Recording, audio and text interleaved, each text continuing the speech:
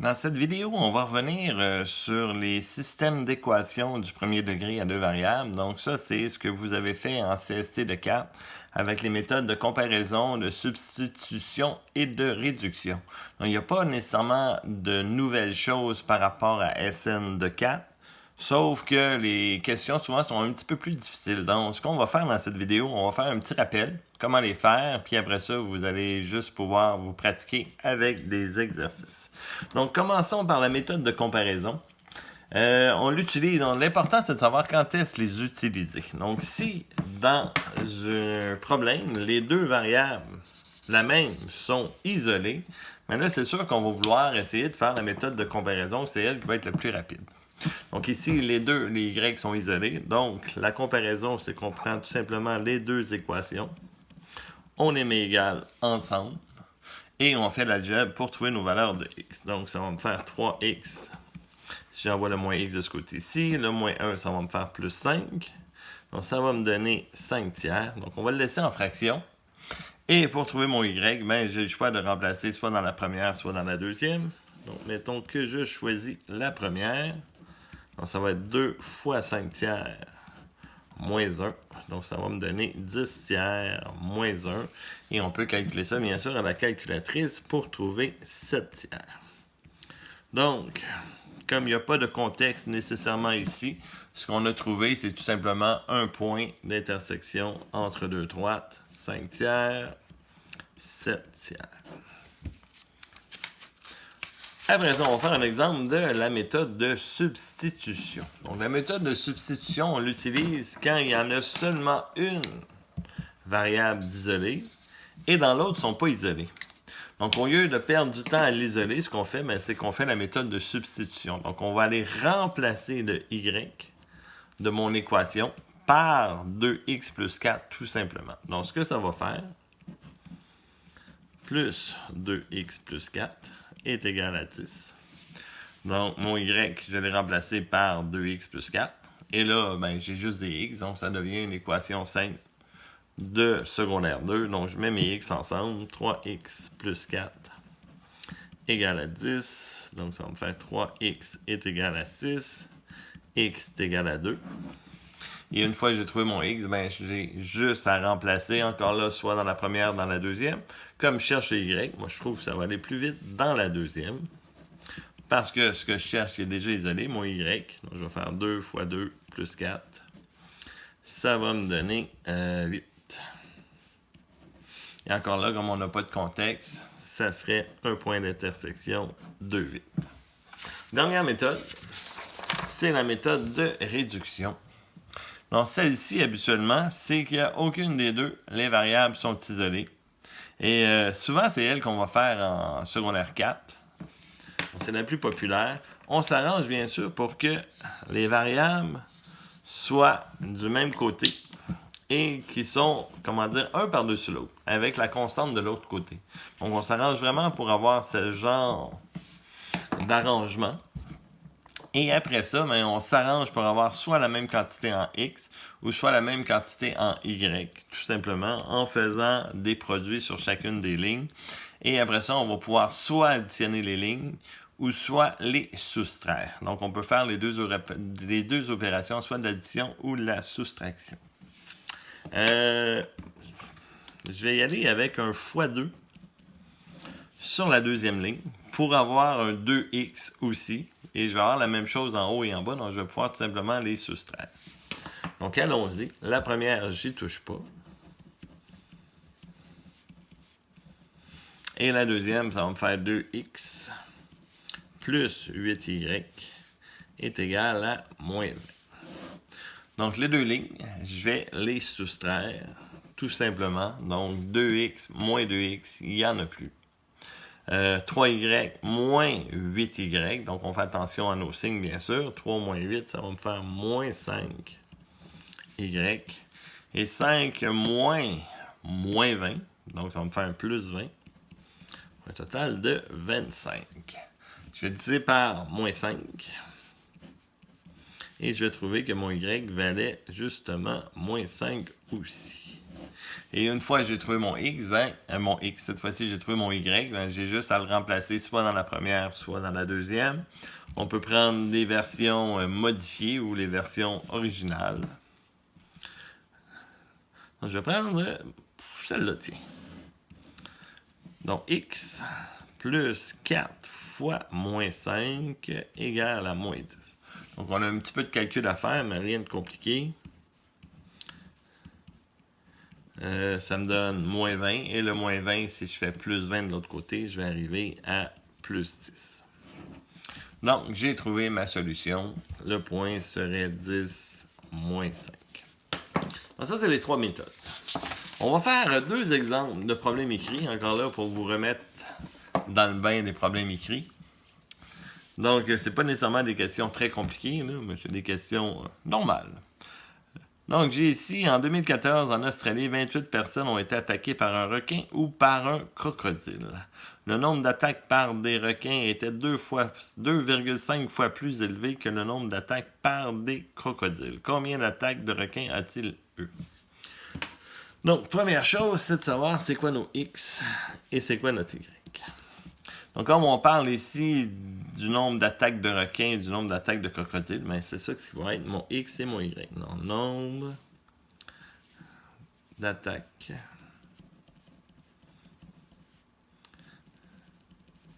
on va écrire requin et nombre d'attaques par les crocodiles.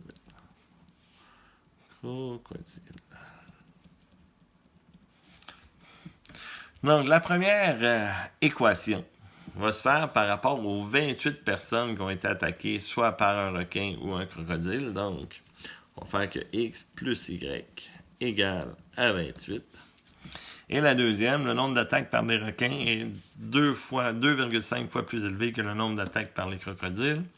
Donc ici, il faut faire attention avec le 2,5 fois plus. Il faut vraiment le mettre comme il faut. Donc, les requins, on a X.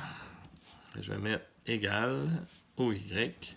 Et là, j'ai un 2,5 fois plus à placer.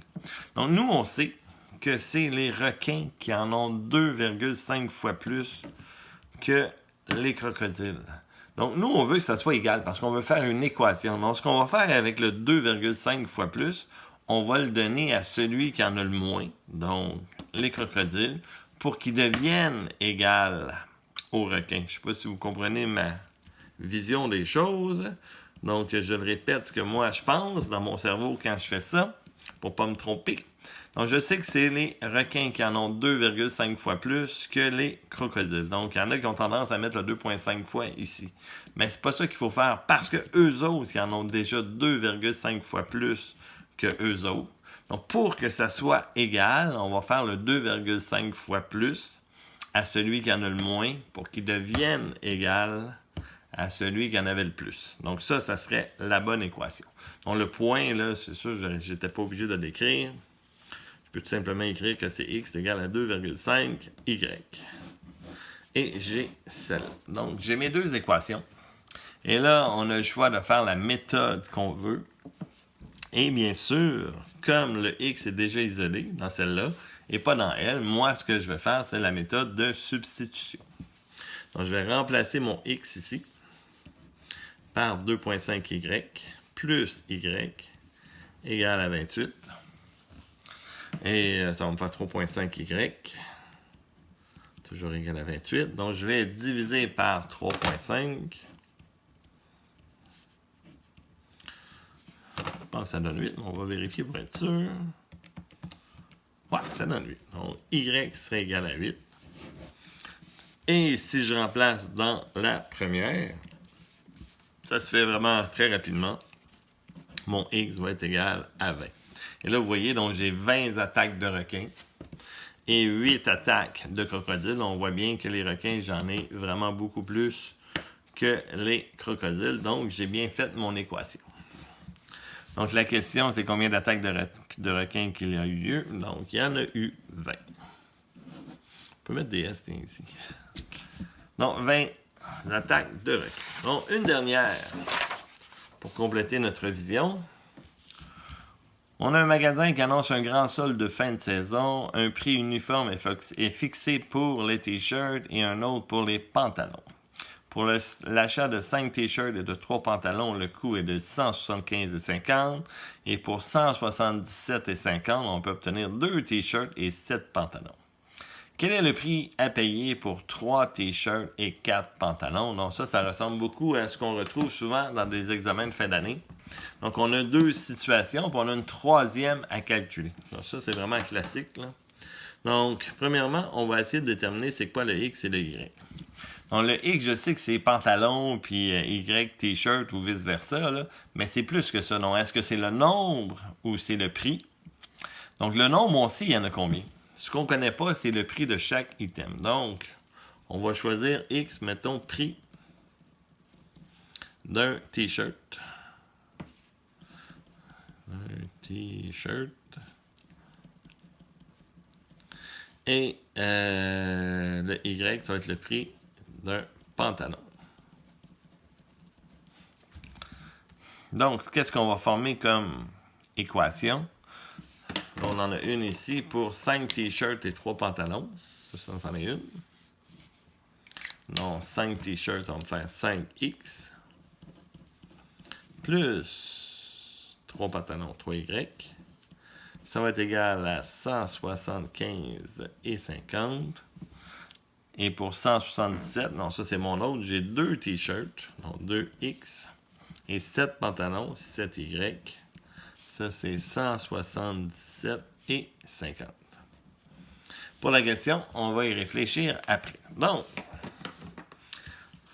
on voit que c'est vraiment écrit comme la méthode de substitution. Donc, moi, ce que je vais faire, je vais multiplier mon X ou mon Y pour avoir le même nombre. Donc, moi, ce que je fais, au lieu de prendre des nombres décimaux, là, je vais prendre tout simplement des entiers et je vais faire fois... je vais multiplier les deux. Mettons que je veux avoir la même chose, tiens, en Y. On va faire différent un petit peu de l'autre. Donc, j'en ai 3, j'en ai 7. Donc, celle-là, je vais faire x 7 pour en avoir 21. Et celle-là, je vais faire x 3. Et elle aussi, je vais en avoir 21. Comme ça, je vais pouvoir les soustraire. Donc, le 7, on n'oublie pas, c'est tout le monde.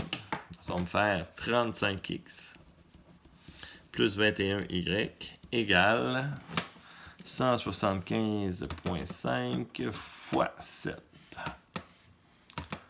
1228 et 50, donc 0.5. Je fais la même chose ici, donc ça va me faire 6x plus 21y et 177,5 fois 3, 532,5. Je vais soustraire mes deux lignes. 35 moins 6, ça me fait 29x. Et 1228 moins 532, puis ça va me donner 696. Et je vais diviser ça par 29 pour trouver 24. Donc le 24, ça veut dire que c'est le prix d'un t-shirt qui est 24 $. Je vais aller l'écrire. Et pour trouver le prix d'un pantalon, ben, je vais aller remplacer encore là, soit dans la première, soit dans la deuxième. Je vais choisir la première. Donc 5 fois 24 plus 3y, ça c'était 175,50. Ça va me donner 120 plus 3y égale à 175,50. 120. Non, pas ça. 175,5 moins 120. 55,50. 3y égale 55,50. Donc, on divise par 3 pour 18,50. Donc, le prix d'un pantalon, 18,50. Donc, nous, qu'est-ce qu'on veut? On veut payer 3 t-shirts. Alors, ça, c'était mon calcul que je n'ai pas bien montré. Donc, moi, je veux avoir 3 t-shirts, x 3, et 4 pantalons, x 4. Donc, pour un grand total de 3 fois 24, plus 18,50 fois 4 fois, Ça va me donner un grand total de 146 $. Donc, c'est pas plus compliqué que ça. Donc, je vous invite bien sûr à vous pratiquer comme il faut, à faire des exemples et d'en profiter dans cette section-là. Là. C'est une section vraiment très semblable à CST. Donc, ça complète cette vidéo.